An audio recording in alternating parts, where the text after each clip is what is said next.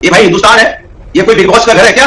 क्या डायलॉगबाजी चलेगी? देश के मुद्दों पे बात करो। मैंने भाषण देने के लिए नहीं बुलाया है ना, सवाल पूछने के लिए बुलाया, तो तुमने बुलाया ना। अगर बीजेपी को नहीं बचा होती इतने देर में मैंने बात खत्म कर दी होती। ये दर्शाता है कि सरकार के ऊपर सुप्रीम कोर्ट का फैसला कितने गहरे चोट करके गया हुआ। ऐसा कौन सा प्रेम है कि एक बलात्कारी एक हत्यारे के साथ भारतीय जनता पार्टी को पैरोल देती? तो सुप्रीम कोर्ट पर टिप्पणी, आप अगर सुप्रीम कोर्ट मनमाफी फैसला न करे तो आप उछलने लगते हैं। देखिए भाई, हीरा चोरी और हीरा चोरी, हमारे यहाँ कहावत है कि हीरा चोरी और हीरा चोरी चोरी होती है। कहा जाके चुनाव में प्रचार करके चले आना, मुख्यमंत्री कार्यालय मत जाना, कोई फाइल मत छूना, क्योंकि आप जो है भ्रष्टाचारी हैं। और आज उन्होंने दिखाया एक बलात्कारी के साथ भ्रष्टाचारी की तुलना केजरीवाल जी की कैसे की, इसके लिए मैं अभिनंदन करता हूं। आशुतोष जी, आपका साहस जो है बहुत प्रशंसनीय है। दोस्तों नमस्कार, स्वागत है आप सभी का। आप देख रहे हैं एसके डिबेट।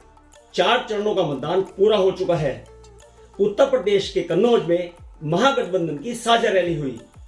अखिलेश यादव का प्रचार करते हुए राहुल गांधी इतने जोश में दिखे कि वो लिख कर देने को भी तैयार हैं। उन्होंने मन से कई बार बोला, लिख कर ले लो, लिख कर ले लो। उन्होंने तो मोदी जी के लिए तू तड़ांग की भाषा का भी इस्तेमाल किया। उन्होंने मन से कहा, आप गारंटी लिख कर ले लो, नरेंद्र मोदी हिंदुस्तान का प्रधानमंत्री नहीं बनेगा। उन्होंने आगे कहा, मैं आपको लिख कर दे रहा हूं, उत्तर प्रदेश में इंडिया गठबंधन का तूफान आ रहा है। उन्होंने तो यहां तक कह दिया, बीजेपी की देश में सबसे बड़ी हार उत्तर प्रदेश में होने जा रही है। दूसरी तरफ मोदी जी ने भी लिख कर दे दिया है।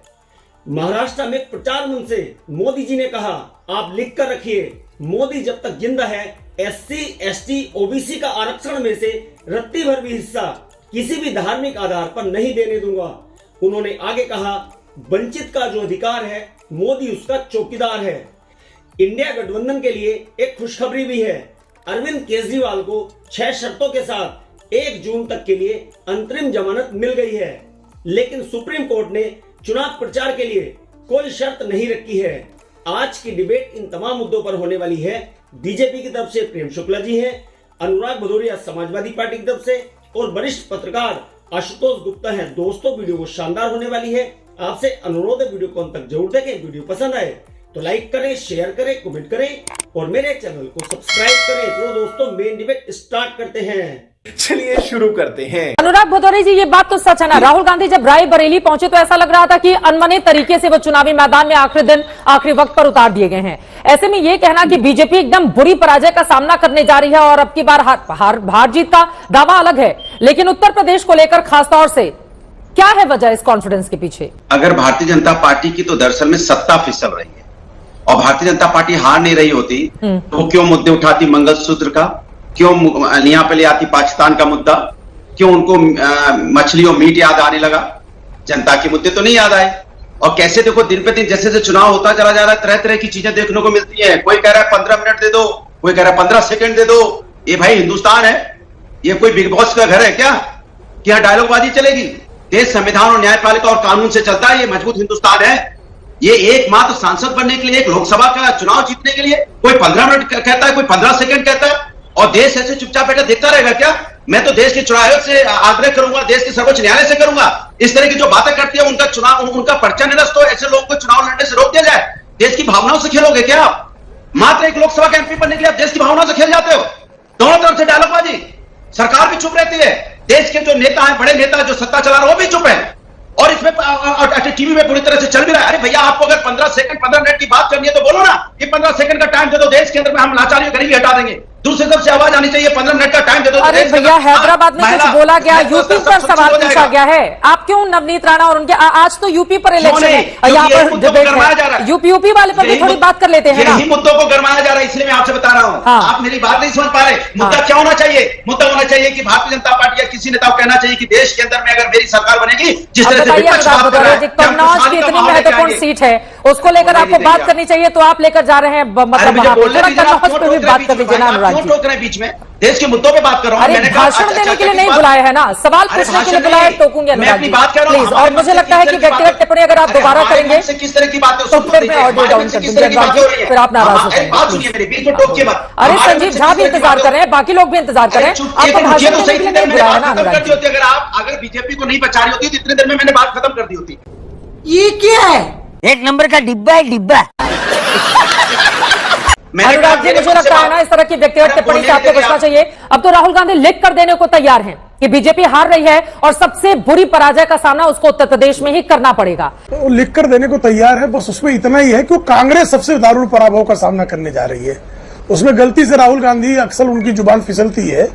अभी कल मल्लिकार्जुन खड़गे की जुबान फिसली थी, आपने देखा था किस तरह से वो कह रहे थे उनके अध्यक्ष जी, नेहरू जी ने कहा था गरीब को गरीब बनाओ, अमीर को अमीर बनाओ। उसी तरह से श्रीमान राहुल गांधी जो कह रहे हैं वो बात सत्य है उनके लिए, स्वयं कांग्रेस के लिए, कि उसका पिछली बार जो है, और आप देखिए कांग्रेस जब 428 सीटों पर लड़ी थी तब कांग्रेस को 54 सीटें मिली थी। कांग्रेस जब 440 सीटों पर लड़ी थी तब कांग्रेस को 44 सीटें मिली थी। अब की कांग्रेस जो 328 सीटों पर लड़ रही है, और आप कल्पना कीजिए चित्रा जी कि अगर उनका गठबंधन पंजाब में आम आदमी पार्टी के साथ हो गया होता, इंडी अलायंस का जिसको पार्टनर कहते हैं बंगाल में उनका अगर तृणमूल कांग्रेस पार्टी के साथ हो गया होता, उनका गठबंधन जो है सीपीएम के साथ केरल में हो गया होता, तो कांग्रेस पार्टी तो 272 सीटें भी लड़ने लायक नहीं बची है। तो लिखकर वो ये दे रहे हैं कि इस बार इतना दारुण पराभव कांग्रेस का होगा कि इस दारुण पराभव का इतिहास कांग्रेस को हमेशा के लिए इतिहास में जमा होने की स्थिति का बना देगा। ठीक है, ये राहुल गांधी जी कहना चाह रहे हैं। ये जो राहत है वो चुनाव में आम आदमी पार्टी के लिए काम करेगी क्या? ये जो चार्जशीट दाखिल की गई है, ये दरअसल ये दर्शाता है कि सरकार के ऊपर सुप्रीम कोर्ट का फैसला कितने गहरे चोट करके गया हुआ। अच्छा, टाइमिंग आप देखिए, जिस दिन जिस घड़ी पे सुप्रीम कोर्ट ने अरविंद केजरीवाल को इंटरिम राहत दी है, उसी दिन ईडी ने उनके खिलाफ सप्लीमेंट्री चार्जशीट राउज एवेन्यू में दाखिल की है। इसका मतलब बहुत स्पष्ट है कि सरकार इस फैसले को बिल्कुल बर्दाश्त नहीं कर पा रही है, इसको जज्ब नहीं कर पा रही है, उसको समझ में नहीं आ रहा कि सुप्रीम कोर्ट से क्या फैसला गया। पहली बात। दूसरी बात, ये सरकार सुप्रीम कोर्ट ने स्पष्ट तौर पर यह कहा है कि इस केस की मेरिट के ऊपर मैं कोई फैसला नहीं करता हूं, ना ही मैं उनको किसी तरीके की कोई परमानेंट जमानत दे रहा हूं, मैं सिर्फ इंटरिम जमानत दे रहा हूं। और इसके पीछे का जो संदेश यह है कि इस देश के अंदर जो एक नई परंपरा चल निकली है कि विपक्ष के नेताओं के चुनाव के पहले गिरफ्तार कर लीजिए, उनकी चुनाव प्रचार करने की शक्ति को खत्म कर दीजिए, उनके खातों को सीज कर दीजिए, उनको लोगों को जेल में डाल दीजिए। इस पर सुप्रीम कोर्ट ने इनडायरेक्टली बहुत गहरी चोट की है और यह कहा है कि यह लोकतंत्र को कमजोर करता है और इस तरीके से जो लेवल प्लेइंग फील्ड की बात है वो खराब है। जो लोग अरविंद केजरीवाल की जमानत मिलने पर बहुत नाराज दिखाई पड़ रहे हैं, उनको यह बताने की जरूरत है कि हरियाणा के अंदर एक सज्जन है जिनका नाम है राम रहीम, जो कत्ल के आरोपी हैं, महिलाओं के साथ बलात्कार के आरोपी हैं, आरोपी नहीं अपराधी हैं। उनको भारतीय जनता पार्टी की सरकार कितनी बार उनको पैरोल पे बाहर निकाल करके, ऐसा कौन सा प्रेम है कि एक बलात्कारी एक हत्यारे के साथ भारतीय जनता पार्टी को पैरोल देती? तो सुप्रीम कोर्ट पर टिप्पणी, आप अगर सुप्रीम कोर्ट मनमाफी फैसला न करे तो आप उछलने लगते हैं, लेकिन जब आप राम रहीम जैसे लोगों को छोड़ते हैं जो बलात्कारी है और हत्यारा है, तब आपका आत्मा कहां रहती? रुको जरा, सबर करो। प्रेम शुक्ला जी कि देखिए, आज तक सब न्यायपालिका के इतिहास में जो इस तरह का फैसला पहली बार आया है, और ये जो कन्विक्टेड अपराधियों को जो मिलता था, इस तरह की राहत आज दिन तक के इतिहास में सजा याफ्ता अपराधियों को मिलती थी कि आप अपने घर में विवाह के लिए चले जाएं, अपने घर में दाह संस्कार के लिए चले जाएं, अपने घर में, और इसलिए चुनाव प्रचार के लिए के नाम पर दिया गया है ये कन्विक्टेड। अब तो इतना क्लियर हो गया कि श्रीमान अरविंद केजरीवाल के खिलाफ सजा सुनाने भर का मामला सुप्रीम कोर्ट के निगाह में है। देखिए भाई, खीरा चोरी और हीरा चोरी, हमारे यहाँ कहावत है कि खीरा चोरी और हीरा चोरी चोरी ही होती है। खीरा चोर जो है बेचारे वो 4 लाख ट्रायल में है, हीरा चोर जो शीश महल में रह रहा है, वो शीश महल में रहने वाला हीरा चोर इस बात पर खुश है कि मेरी अंतरिम जमानत हो गई। गजब है भाई, जो लोग कल तक जो है ईमानदारी भ्रष्टाचार के विरोध में नारा देते हुए आए थे, आज वो हीरा चोरी में कोई किसी प्रकार की कोई सुप्रीम कोर्ट ने उनको राहत देने वाला एक ऑब्जर्वेशन नहीं दिया है। कहा जाके चुनाव में प्रचार करके चले आना, मुख्यमंत्री कार्यालय मत जाना, कोई फाइल मत छूना, क्योंकि आप जो है भ्रष्टाचारी हैं। एक हीरा चोर जो है, हीरा चोरों के मन में भी प्रश्न होता है कि अब हीरा चोरी ही करना चाहिए क्या? संविधानवादी भी पूछ रहे हैं कि मान लीजिए एक जो है अमृतपाल सिंह जो है वो असम की जेल में बंद है, वो खालिस्तानी अलगाववादी आतंकवादी है, वो भी चुनाव लड़ रहे हैं। संविधानवादियों का प्रश्न, मेरा प्रश्न ही, मैं सर्वोच्च न्यायालय का सम्मान करता हूं, नमन करता हूं और उसका आदर करता हूं। ठीक है, आशुतोष जी, यही मैं कह रहा था कि सजा याफ्ता को जो राहत दी जाती है वो राहत दी गई अरविंद केजरीवाल को। अच्छा कि आपने मान लिया, बलात्कारी के समान मानते हैं आप इस भ्रष्टाचारी को। धन्यवाद आशुतोष जी, आपने जो है सजा याफ्ता एक व्यक्ति का नाम लिया, राम रहीम का, और आपने कहा बलात्कारी की तरह भ्रष्टाचारी भी सजा याफ्ता की श्रेणी में आता। धन्यवाद, आपने स्वीकारा, यही मैं कह रहा था।